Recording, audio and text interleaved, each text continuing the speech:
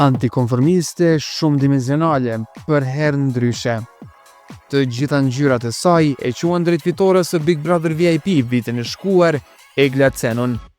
Me një thjeshtësi dhe empati që të lëmbresa, aktoren e mirënjohur e takuam në Elbasan në shfaqjet e reja, teksa paralelisht po bëhet gati për një tjetër sezon të Gosave Gratë që nis nesër. Një vit pas, përtej lojës, buja e formatit e ndjek në interaksionin e përditshëm me njerëzit. Nuk mendoja që do shkoja deri në fund, nuk kisha as synimin, as dëshirën, as qëllimin. Gjërat ndodhen, ngeca, nuk jam pishman fare, përkundrazi. Çdo ditë që kalon, çdo ditë më shumë i them vetes që po, ishte gjë e dur që bëra. Më ndihmojnë shumë njerëzit për ta konfirmuar këtë. Dje në Elbasan, unë po bëj prova aty për një shfaqje nga teatri në teatr. Dikush ka ndalur makinën në mes të rrugës, vetëm sepse donte të më përshëndeste. Dhe në mes të rrugës. Dhe u panikosa pak, por është kënaqësi kur njerëzit duan të t'japin dorën, sepse të kanë pëlqyer, të kanë ndjekur dhe kanë parë. Loja e saj ishte shumë e diskutuar dhe e anatemuar. Dikush e shihte patjetër fituese, të tjerë kategorikisht jo. Po vetë kisha diçka, kisha një lloj force dhe mundohesha, ja po ta tregoj këtë sekret, mundohesha ta shtypja këtë të vetë ndjerë, sepse nuk më pëlqente të fusja në kokë që do e fitosh, nuk doja ta vishja veten me atë ndjesi. Nuk e di pse, por nuk e doja.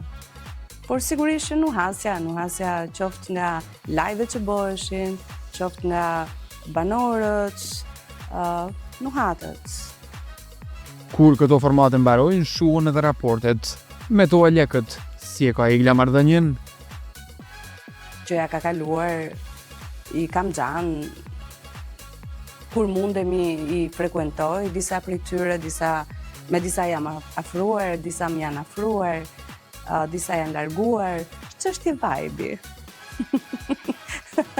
Edhe në jetë, ti pasqyron vibe-in e personit që ke përpara, do apo s'do ti, një mendje e zgjuar e bën këtë gjë.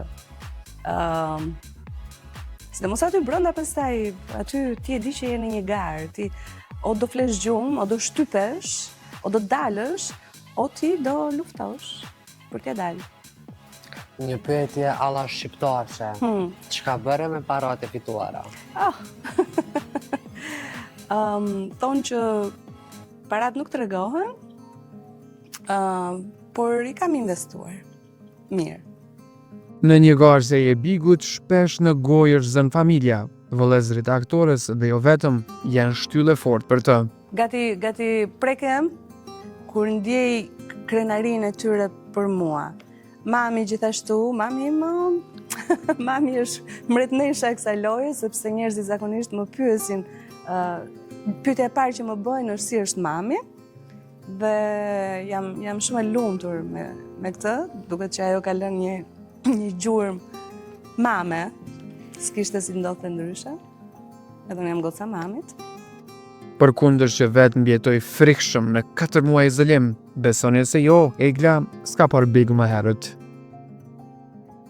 Po të them një sekret tjetër, unë kam pasqyruar vibe-in dhe energjinë e secilit prej tyre aq fort sa duke parë pasqyrimin e vibe-it të tyre tek unë, dikush e deshi veten më shumë, dikuj tjetër ju pështiros vetja, dikush doli, dikush qeshi, dikush qau, dikush bërtiti, ishte thjesht pasqyrimi i vibe-it që ndjeja nga personazhet, gjithmonë brenda garës. VIP filloi para 3 vjetësh. Unë kam qenë në Itali gjithsesi, nuk kam parë asnjë Big Brother shqiptar, asnjë Big Brother italian. Kam parë me copa Big Brother VIP 1-shin dhe 2-shin. Me copa them në rrjetet sociale, nuk kam qenë shumë e interesuar për të ndenjur 24 orë në 24.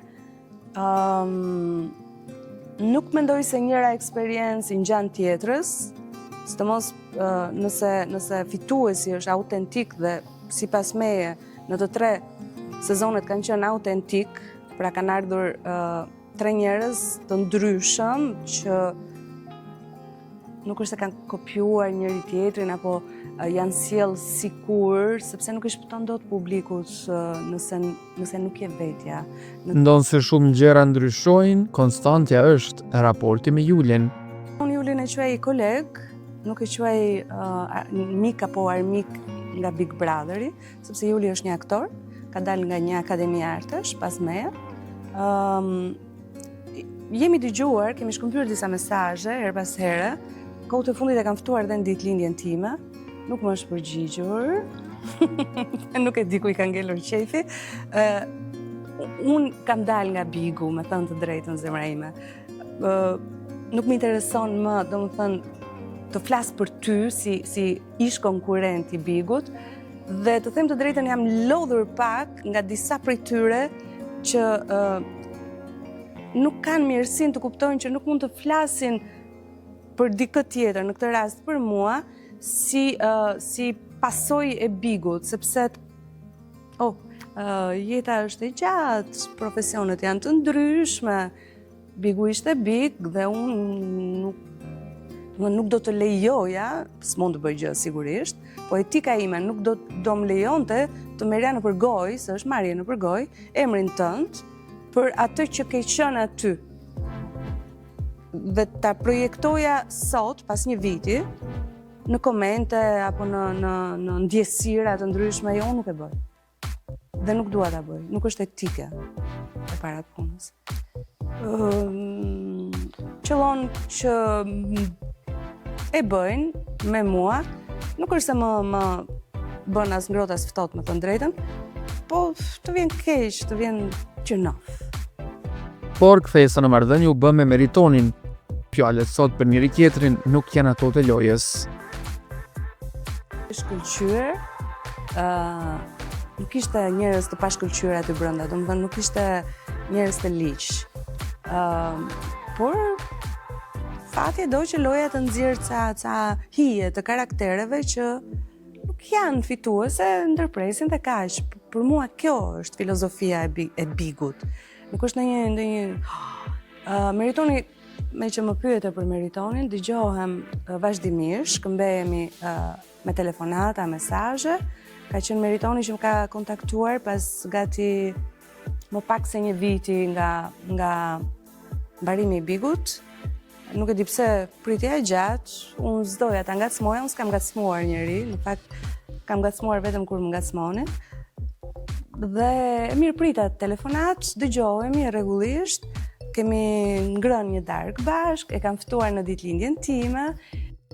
Egla, 70% të mesazheve që merri ka nga gra kosovare. Por e tillë nuk ishte njëra me cilin u përfol se e përket një sherrri pak muaj më parë. Okej, faleminderit që më dhe rastin ta shpjegoj, me zë dhe me figurë. Praktikisht po kthehesha në shtëpi. Unë jetoj te liçeni i Thatë dhe ka disa vite që i lutem bashkisë të vërë dorën, sepse është një zonë e pa egër në thonjza, e pa shërbyer nga parkingje publike për rezidentët, me mure, teli, llaçi, me rrugë shumë të ngushtë, ku nuk shkëmbehen dot 2 makina, sepse edhe parkohet në anë të rrugës. Nëse e bëra shumë të gjatë, ka 2-3 vite që unë i lutem bashkisë të hedhi syt nga kjo lagje. Nuk ka ndodhur akoma, nuk e di për çfarë problemesh burokratike. Gjithsesi, po kthehesha dhe u krijuar një situatë, isha shumë afër shtëpisë time. U krijuar një situatë ku unë isha duke shkuar për në shtëpi, këtej ka parkingje, dhe isha gati kisha mbërritur, dhe të kthehesha mbrapsht ishte shumë më gjatë. Dhe i kërkova djaloshit s'postohu pak që të kaloj, aty erdhën makina tjera pas meje, makina tjera pas ti, dhe u ndërpret trafiku. Nga një makinë fori stradë, 2-3 makina në rresht, pas djalit që ishte përballë me mua, del një vajzë që nuk është banore në lagjen tonë, me një vajzë e re, për fat të keq, me një sjellje shumë arrogante, unë ul xhamin dhe më thotë, ti qënke, ishte një nga këto që nuk ishte me eglën, dhe këto mund ta kuptoj. Unë kur pash qëndrimin e saj, ngrita xhamin në makinës, që mos t'i lejoja të më fliste, mos krijoja asnjë konflikt, i ra xhamit tim me unaza, dhe tha fjalinë e famshme që u bë lajm, ti do një dru, jo do të kisha raf, diçka e tillë. Në çast unë marr policinë në telefon, sepse nuk doja konflikt, doja thjesht të ikja në shtëpi. Policia mbërrin, sigurisht, trafiku rregullohet. Aty ishte një gazetare, e cila edhe ajo banore lagjes time, dhe duke qenë prezente, e mori dhe shkruajti çfarë deshi, nuk shkruajti atë që ndodhi, duke vënë në fokus unë ty do të kisha rrahur. Dhe kjo ishte e shëmtut, por kjo ka ndodhur. Ndaj komenteve në botën online që shpesh nxiten edhe nga lajme të tilla me gjysmë të vërteta, ajo është imune. Mirë, kush i përpiqet dhe u pëlqen të gjithëve. Sigurisht po të thoja unë kam aq bagazh sa të kuptoj kush rri mbrapa një komenti, mbrapa X komenti, di të seleksionoj dhe kam atë lloj ndjeshmërie sa të vendos çfarë më prek edhe çfarë nuk më prek. Edhe atë lloj përvoje dhe eksperience, qoftë edhe vitet e jetës, kështu që jo, sigurisht mundohem nëse shoh që një koment është negativ, po ka një bazë të vërtet, mundohem t'i vë vetes disa pikpyetje, t'i bëj vetes disa pyetje, të marr back disa përgjigje, edhe okej, kur janë konstruktive. Por komentet ato që dim të gjithë, jo, nuk më prekin, më rrëshkasin. Leta sqaro mirë edhe komentin e shumë përfolur për serialin Të nxjerrja kapakun nga Elvana dhe Romeo. Si mund të jetë vërtet që nuk më ka pëlqyer filmi kur unë për impenjime të mia, jo për arrogancë, po nuk e kam parë dot filmin. Domethënë serialin. Një është as. E dyta, unë si profesioniste nuk do hidhja kur një thumb të tillë, kaq të ulët, një kolegu profesionist. Nëse do mbrija të bëja ndonjëherë në një deklaratë për punën e një kolegu, do isha shumë e drejtë për drejtë me të, ose edhe pa të, po në një intervistë publike, nuk do i bija qosheve me thumba. Dhe kjo besoj u pave në 4 muaj e gjys në Big, unë i bie drejt, sidomos gjërave që mendoj se duhet t'u biesh drejt. Pa kërkuar kthesa, nuk kam kohë me i ra aq gjatë. Jo, nuk ka lidhje fare. Të konfesoj që nuk e kam parë, për arsye impenjimesh të mjet. Kur unë isha në punë, transmetoi seriali. Sigurisht nuk jam rikthyer ta shoh nëpër YouTube nëse është, sepse ekrani është tjetër gjë, celulari është tjetër gjë, nuk e kam parë. Buj shumë bërë dhe komenti pa shkollë për gjestin. Gjëja është shkpullur nga konteksti. Unë kam folur edhe kur ai më ka pëlqyer, disave u ka ngelur qefi edhe pse kam quajtur kosovar, por të thuash kosovar nuk është një gjë e keqe, është një nder. Unë jam me gjestin sepse ai nuk përdor maska për të ruajtur. Dhe mendoj që shumica e tyre nuk e kanë hequr dot maskën për të qenë atë shtëpi. Pra nuk kanë qenë dot me fytyrën e tyre.